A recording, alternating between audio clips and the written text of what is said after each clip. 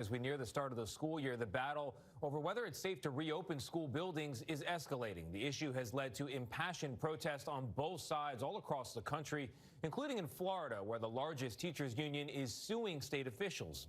Our lead national correspondent, David Begnaud, is in Miami for us. David, good morning. There sure seems to be a lot at stake here.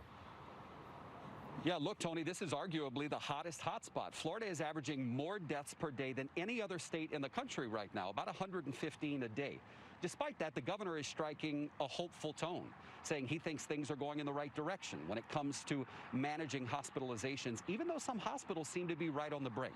As of yet, the governor has not responded to that lawsuit from teachers who are essentially suing him to stop him from forcing them to open up schools.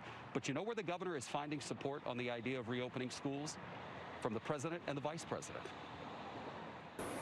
The vice president, Mike Pence, is encouraging parents to do what he says he would do. If our kids were elementary school age or high school or college, we wouldn't hesitate to send them back to school. Pence says children with no serious underlying conditions are at a low risk for getting COVID-19. And Dr. Anthony FAUCI agrees. That is true for most kids.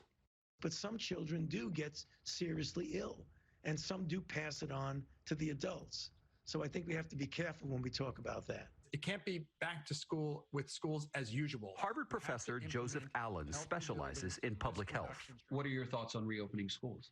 Well, look, I think there's some conditions precedent. First being that we have to get cases under control in this country. Allen says in addition to hand washing and social distancing, it is imperative that schools provide greater ventilation with portable air cleaners that have HEPA filters in them in every single classroom in the country. There is a risk to getting kids back in school in an area that has high cases. You know what also is a massive risk? Devastating consequences to keeping kids out of school. We've seen this with virtual dropouts. We see more sedentary activity. 30 million plus kids in this country rely on schools for food. So I had my mom and my brother in ICU at the same time. Back here in Florida, Jakari Bird says his brother Jordan was working as an elementary school custodian and taking classes at a community college in Tallahassee when he contracted COVID-19. He died Saturday at the age of 19. AIDS in college, so he was very talented.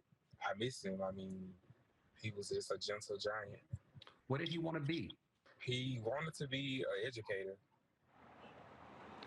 Jordan was being treated for diabetes before he contracted the coronavirus. He went into the hospital with his mother. They were both in the ICU. He died. His mother, who turned 55 in the hospital, Gail, appears to have survived and was just released to a rehab facility. Boy, David, I'm glad she survived, but 19 is far too young. It's not supposed to work that way. Thank you very much.